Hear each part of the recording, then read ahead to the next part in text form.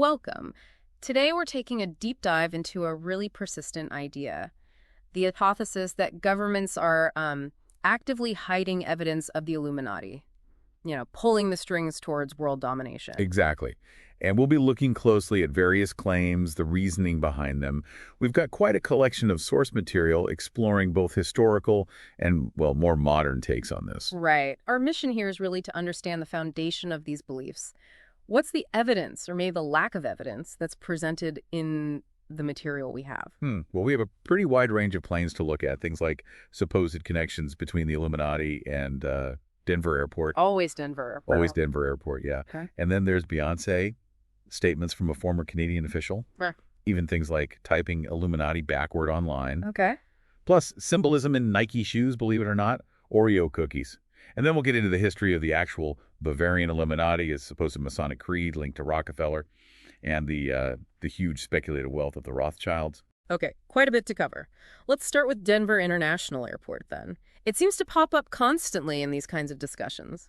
One specific claim mentions a talking gargoyle robot. Yes, that's right. Apparently greeting visitors with something like, "Welcome to the Illuminati headquarters. Denver International Airport." Okay, that sounds pretty direct. Did that actually happen? Well, our sources indicate it did, sort of. A representative from the airport confirmed there was an animatronic talking gargoyle, but it was a temporary thing back in 2019. Temporary, so not some permanent fixture spilling secrets. No, it seems not. Yeah. It was for the airport's 24th anniversary. And get this, it was operated remotely by a live comedian. A comedian? Yeah. The interactions were recorded. The airport even put videos up on YouTube, apparently. They refer to the gargoyle as being 243 years old and said it was there to clear the air on all the conspiracies. Huh. So they were leaning into the conspiracy theories themselves.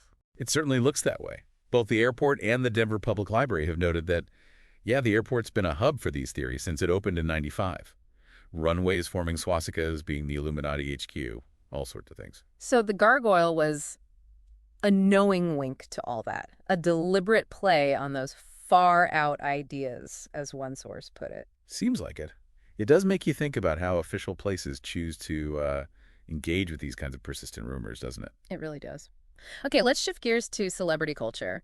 There was a claim about Beyoncé, something about a DNA test. Right. The claim, originating from a site called yournewswire.com, was that she boasted about a DNA test showing she was related to the Rockefellers, the Bush family, the British royals. Wow. And the implication was that the secret lineage is why she's famous, like an Illuminati connection. That was the implication, yes. But Snopes looked into this and rated the claim false. They also identified yournewswire.com as a site, well, known for regularly publishing hoaxes. So no evidence she actually said this or that the DNA connection is real? None that holds up. The article didn't provide any corroborating reports. And importantly, the source material points out that even if she were related to those families, that doesn't automatically mean someone is in the Illuminati. That's a good point. The leap in logic there is pretty big. It is. And it seems your newswire has a history of these kinds of, frankly, outlandish claims about celebrities. The source mentions another story about Beyoncé supposedly shapeshifting. Shapeshifting, okay. Yeah.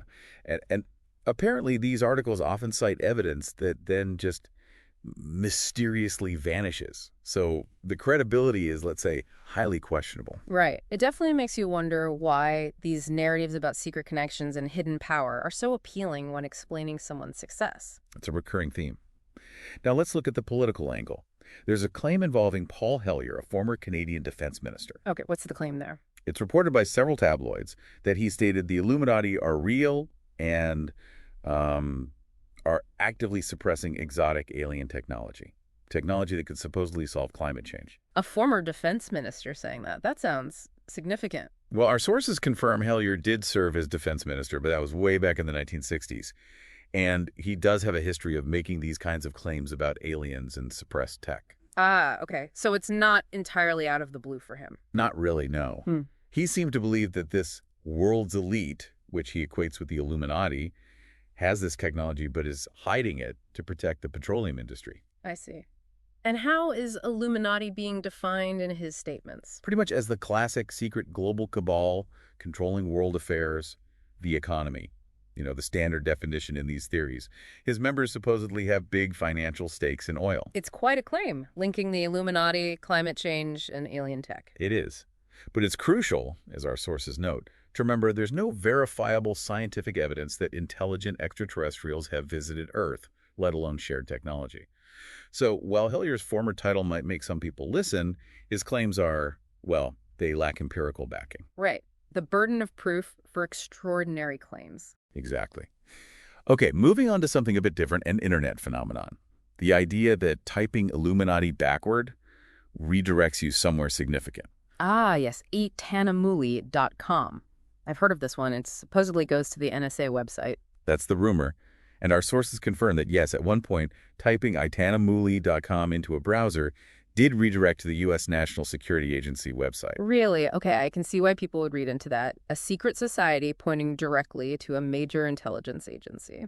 It does seem like a deliberate clue, or maybe a taunt, as some interpreted it. It's fascinating how easily something like that gets loaded with meaning. But what's the actual explanation? Is it the NSA hinting at something? Well, the source material offers a much more mundane explanation. Anyone can register a domain name, and anyone can set that domain to redirect to literally any other website. Oh, right. So who registered eattanamuli.com? A guy named John Fenley from Provo, Utah, back in 2002. He was publicly identified. And was he NSA or Illuminati? According to a statement he made in 2009, neither. He said he just did it as a joke. He called it a Rickroll plus shock site. A joke? Seriously? That's what he claimed.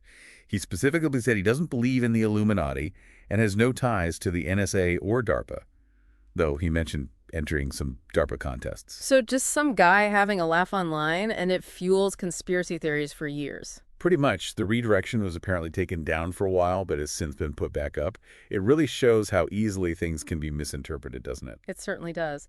Okay, how about consumer products? Nike shoes featuring an all-seeing eye. Yes, that's another one. The claim is that Nike put this symbol on shoes, specifically the Kyrie 4 line, and that it represents Satanism or the Illuminati. And did the shoes actually have that symbol? Our source confirms they did, yes. It's on the pull tab. And it did apparently lead to some calls online for boycotts, with people claiming Nike had officially embraced Satanism. Wow. So what was Nike's or the designer's take on it? Was it intentional symbolism? The shoes designer, Benjamin Nthonkum, addressed it. He confirmed it is an all-seeing eye, but explicitly said it was not a nod to the Illuminati. So what was the intended meaning then? He explained it as representing the third eye, meant to, quote, challenge everyone to think beyond what they see. Thinking beyond what you see. That could be interpreted in different ways too, I suppose. True. But the all-seeing eye itself, the eye of providence, has a long history, right?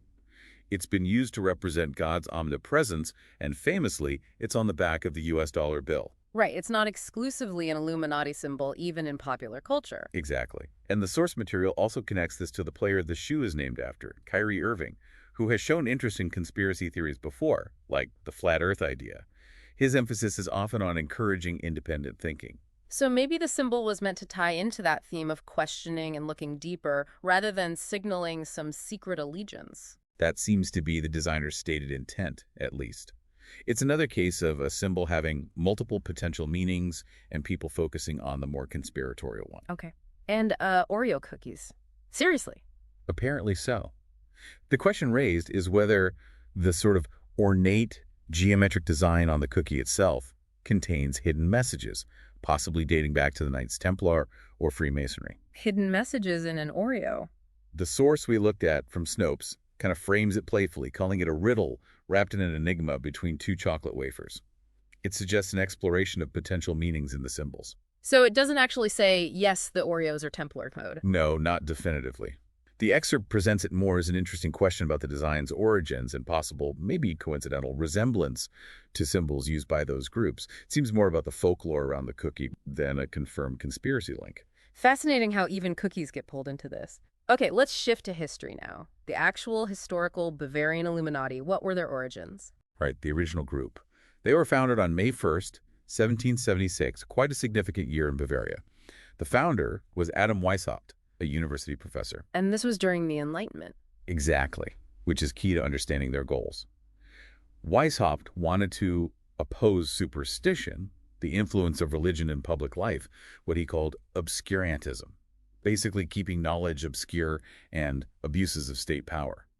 So very much Enlightenment ideals. Very much so. Their own statutes said the aim was to put an end to the machinations of the purveyors of injustice, to control them without dominating them. Interesting phrasing. Who joined, and how were they organized? They drew inspiration from a few places: the Enlightenment, Jesuit structures, which Weishaupt knew from his past, some mystical traditions like Kabbalah, and definitely the Freemasons. Ah, the Masonic connection. Yes, they recruited heavily from Masonic lodges. They were looking for wealthy, influential men. Members called themselves perfectibilists, which tells you something about their aims. Perfectibilists. Yeah. And the structure. It was hierarchical. 3 main tiers, suggesting levels of initiation and knowledge. They used ciphers for communication and adopted classical nicknames.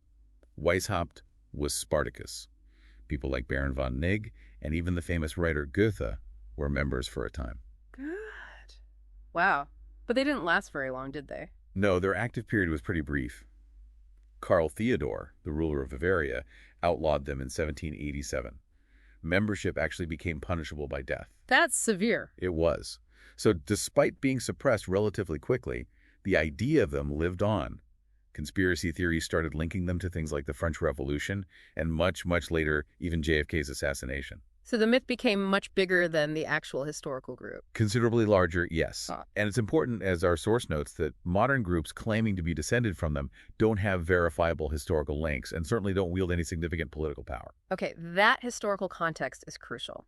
Now, what about this alleged Masonic creed attributed to John D. Rockefeller? Yes. This is a text that circulates quite a bit online. It's usually presented as the secret creed written by Rockefeller, outlining nefarious plans by some elite group to control everyone. Plans like what? Oh, weakening people's minds and bodies, manipulating them through media, debt. Pretty standard conspiracy fare about control. And is there any truth to Rockefeller writing it? According to Snopes, who investigated this, the attribution is incorrect. False. Okay. Where did the text actually come from? It seems to have first appeared online around 2002. It was part of an anonymous email posted on a website called bankindex.com, and the title then was The Secret Covenant. No mention of Rockefeller at that point. So the Rockefeller attribution came later. Any other reasons to doubt it's his? Yes, a major one is anachronism. The text mentions things like video games. Video games. Rockefeller died in 1937. Precisely. They didn't exist. Also, there's absolutely no trace of this text in his official archives or any credible biographies about him. And the website where it first appeared? Bank Index said they didn't know who the author was. The email address provided was unusable. So the conclusion from our source is that it was almost certainly written by an aficionado of Illuminati lore, not an actual insider like Rockefeller. Right. More likely modern fan fiction than a historical document. That seems to be the case. Now, finally, let's tackle the Rothschild family. The claims about their wealth and Illuminati connections are, well, they're huge. Yeah, you hear staggering numbers, like owning 80% of the world's wealth, a net worth of $500 trillion. Those specific figures are cited often, yes. And our sources state pretty clearly that they are grossly exaggerated. Okay. Where do these Rothschild theories even come from? They actually go way back to the 18th century. Unfortunately, they became entangled with anti-Semitic tropes about Jewish control over global finance. And yes, they're frequently linked with both the Illuminati and New World Order conspiracy theories. What's the real story of their financial influence historically? Well, historically, they were incredibly influential. Mayer Amschel Rothschild set up his 5 sons in major European financial centers in the 18th century, creating a powerful international banking network. So there is a basis in historical fact for their influence. Absolutely. But the scale gets distorted. For perspective, the entire world's wealth in 2015 was estimated at around $250 trillion. Okay, so clearly less than the $500 trillion claimed just for the Rothschilds. Exactly. And the family itself is now vast, with many descendants. There's no single pot of Rothschild family wealth controlled centrally anymore. What about the modern Rothschild businesses? There's the Rothschild Group, which is a significant investment bank, but its annual revenues are much smaller than, say, giant corporations like Walmart or Apple. And looking at personal wealth, Forbes' 2015 billionaire list included only one Rothschild member with a net worth around $1.6 billion. $1.6 billion is obviously a lot of money, but it's nowhere near $500 trillion or 80% of global wealth. Not even remotely close. So while they were undeniably a major financial power historically, the idea that they secretly control the global economy today just isn't supported by the financial facts. It seems like their historical prominence makes them a convenient target for these kinds of enduring theories. That appears to be a major factor, yes. Their name became synonymous with vast wealth and international finance, which makes them easily fit into narratives about hidden control. Okay, so we've covered quite a bit here. Gargoyles, celebrity DNA, domain names, cookies, historical groups, alleged creeds, financial dynasties, all tied into this idea of a hidden Illuminati hand, often suggesting government concealment. We have. And looking across all these examples drawn from our source material, what really emerges is a pattern. A pattern of what? A pattern of isolated facts being taken out of context, like the gargoyle or the domain name. We see misinterpretations of symbols, like the Nike shoe. There are clear fabrications, like the Beyoncé DNA story or the Rockefeller Creed. And there's the conflation of a real but short-lived historical group, the Bavarian Illuminati, with a modern, all-powerful conspiracy theory. So the evidence presented across these sources for active government concealment of some grand Illuminati plan, it doesn't really seem to hold up under scrutiny. Based on the analysis within the sources provided, no. The specific claims examined seem to rely more on speculation, rumor amplification, sometimes deliberate hoaxes, and misreading history or symbols, rather than verifiable proof of an ongoing world-dominating conspiracy hidden by governments. It really highlights the difference between a historical entity and the much larger myth that grew around its name. Absolutely. The original Bavarian Illuminati had specific, documented Enlightenment goals. The modern Illuminati of conspiracy theory is a much vaguer, more amorphous concept invoked to explain complex world events or disparities in power and wealth. Which brings us to a final thought, perhaps. Considering this tendency we seem to have as humans to look for simpler explanations, often hidden ones, for complex events, and the sheer allure of secret knowledge or hidden forces, how does all this readily available information and our ability to critically assess it actually shape how we understand power and influence in the world today? That's a really potent question. Does the ease of spreading misinformation online overwhelm our ability to evaluate claims critically? Or does access to diverse information sources, like the fact-checking reports we've discussed, ultimately empower people to better discern fact from fiction when confronted with these persistent narratives about hidden control? It's an ongoing challenge, certainly. Indeed. Something to definitely keep thinking about. Thanks for listening to Conspiracist.